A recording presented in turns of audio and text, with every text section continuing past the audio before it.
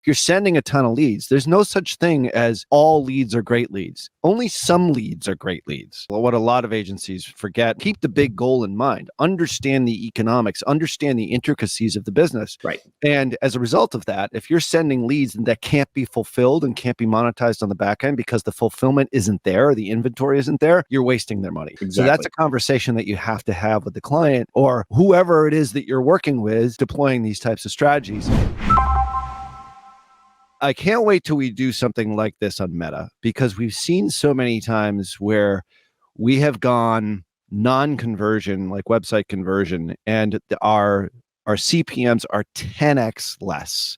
Literally, you're getting a $40 CPM, and then you churn on like a traffic or a video view or brand awareness or a reach campaign, and the CPMs are like $4, $3.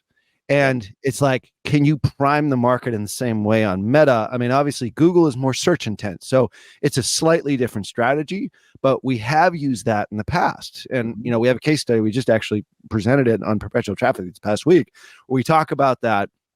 And it's the same kind of thing. If you think about this, is like you're doing your branding for yourself. You're actually branding yourself, showing the intent, and then getting them to be interested, but you're doing it with an objective that's just cheaper than the objective that Google knows you make money off of. Right. So, like, you're actually purposely, I mean, Google's been deceiving us for years. Let's not kid ourselves. So it must feel kind of nice for you to be able to kind of pull the wool over their eyes a little bit on the strategy.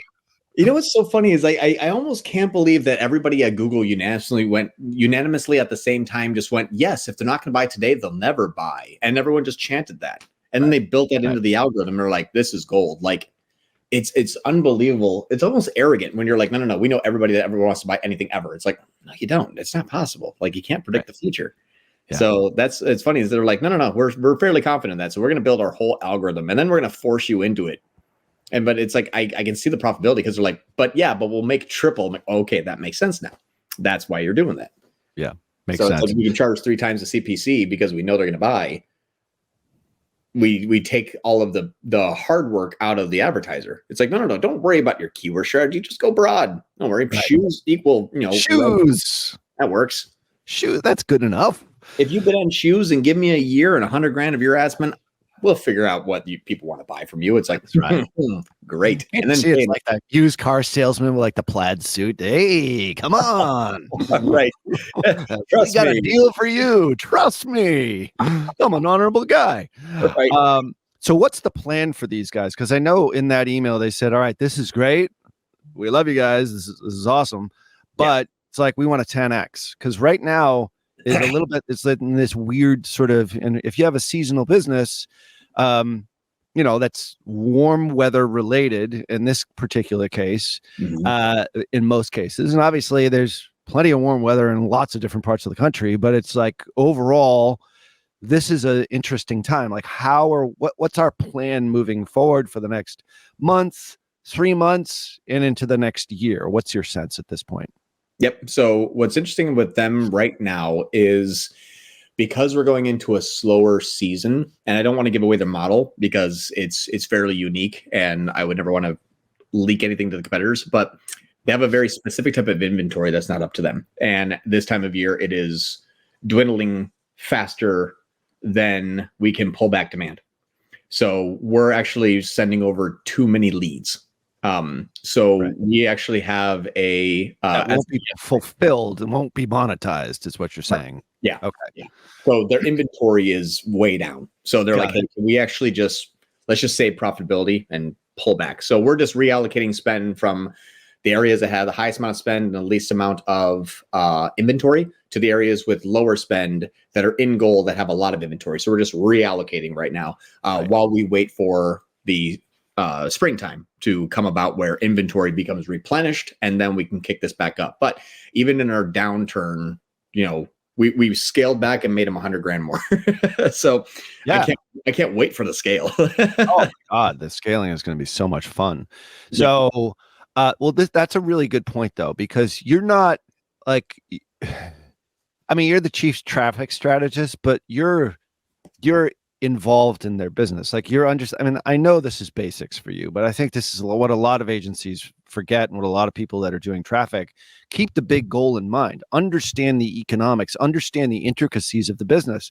If you're sending a ton of leads, there's no such thing as all leads are great leads. Only some leads are great leads. Right. And as a result of that, if you're sending leads that can't be fulfilled and can't be monetized on the back end because the fulfillment isn't there or the inventory isn't there, you're wasting their money. Exactly. So that's a conversation that you have to have with the client so that you understand, or with your boss, or, whoever it is that you're working with in deploying these types of strategies. And that's the base foundation of all of this. The two-step strategy is great. Yeah. But it's like the basics of business, the business metrics that really matter are understanding how their business functions, which is you're intimately involved with that. Exactly. The two-step strategy says, hey, this is a more effective way to buy traffic and conversions than Google. It's more effective on the downturn and it's more effective on a scale. But we never look at our in-app performance and say, no, Mr. Client and Mrs. Client, I'm going to spend more of your money regardless of what you say, because the in-app says it doesn't matter. It's business building and it's business efficiency. It's the only that's what's great too, is they even give us a free pass. They even said, hey, you guys are doing so well that even though we're having inventory issues, we can never blame you. And I said, that sounds great, but you're still going to fire us if I throw all of your money out the window. Right. So that, we have to adjust based on your business model. So that's the difference of measuring in-app versus measuring top line, and also having realistic business goal conversations with a client rather than just, hey, I'm a freelancer that runs your traffic. You're leveling yourself up to a higher echelon. Yeah. What's interesting too is we actually deployed this in Meta for our good friends that of that we've been doing the cloned ABOs on. Yeah. We added a traffic strategy and then bid capped it, and it's working extremely well. So I won't. This is really like just starting off. So I'm going to share screen. We won't go too big into this strategy. This will be saved for another podcast because I like doing case studies. I do not like doing theoretics. But so far, we added a traffic strategy to this. And you can see this is just this last week. Yep. Where we have scaled up our costs from 20 grand up to 55. Customers went from 187 to 347, and our NCAC only went up like $30. Or $40. So this is scaling up really, really, really well. So I'll have more information on this. This is a Meta only strategy, but it is of the same. You'll see there's kind of a new one that's called a bid cap that's scaling up like crazy. And it's also a traffic strategy that just started. It doesn't even have a previous spend level to it, but is already getting 4,000 people compared to 17,000 people for only $1,600 compared to 42,000. So much, much, much cheaper traffic, much more plentiful. And we keep setting kind of even new records in Amazon because the traffic is so cheap and so plentiful that when they say, I kind of like this, but don't care about who you are. I just want to go see if you have good reviews on Amazon, if other people buy it, and if I can get it free tomorrow. And so that thing, it's hitting literally every week we make a new record in Amazon. So you got to take obviously that full consistency, but the dual prong strategy in Google is now becoming also the dual prong strategy in Meta. So we'll have some more information about that soon. Yeah, that's going to be awesome. Can't wait for those case studies. I mean, at the end of the day, algorithms are very similar. I think I remember Qasim or you, I forget who's got this, but you got a leaked memo that they have 72 million data points in every human on the planet. Yeah. And I believe it's about 55,000 on Meta. It's probably more now. The point is that's a lot of data points. So they understand exactly what's happening. And on the back end, you've got very smart engineers figuring out these algorithms. And at the base of it, a lot of it's very similar. Yeah. So it doesn't surprise me that a Google strategy translates over to Meta and vice versa. So one last thing before we get to questions is the second part of this is there is a lead plus fulfillment and then plus money captured, sort of an offline conversion, like the money that they actually get back into the business. Is that being worked on for offline conversions? What's the status of that? Because they were really looking at bookings primarily as your endpoint, and now you're moving to more of like a business metric that really matters. Is that in the works, or where is that sort of as far as its evolution?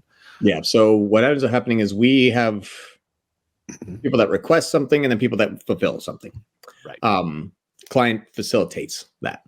So we're responsible for the requests. Think of it like Airbnb. Yeah. They're responsible. We're responsible for the request. They're responsible for the fulfillment. We are tracking in app the people that request.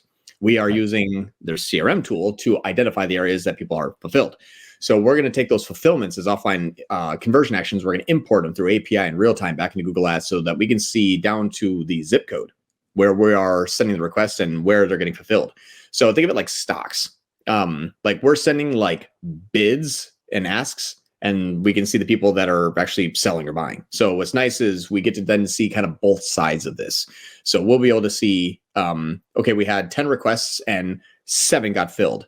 In this area, we had 10 requests and 2 got filled. But the area that got 10 requests and 2 fulfilled, that had a better CPA than the 10 and 8. But the 10 and 8 made them more money. So we're going to be able to see like what are the areas that we have the most amount of requests for the lowest CPA and the highest amount of fulfillments at the lowest CPA. And then we're going to combine those two together to reallocate budget in real time and then confirm with backend metrics. Right. And that's like that's the next level step. Yeah. I think, it's if you're running traffic, like traffic is one component. Traffic and creative ultimately is just a means to an end, which is to grow a business. And at the end of the day, growing a business means bringing in more revenue than you have as costs. And then that's how you reach profitability and growth that scales. Metrics that matter, growth that scales, by the way. And Allison will probably be very happy that I mentioned that, our new marketing slogan on this call. The point is that that's the ultimate goal here. And it's like, you can't ever forget that. And that's one of the big things I think that's been a breakthrough and something that you and I really vibed on very early on is marketing is just a means to an end. Right. And in this particular case, like you're going one level deeper. These guys are cool. They're like, hey, you can't really control that. We're like, well, actually, we can. Yep. We can help you make more money at the end of the day by focusing in on the areas where you're actually making the most money. Yep. And that's sort of a next level relationship, in my opinion.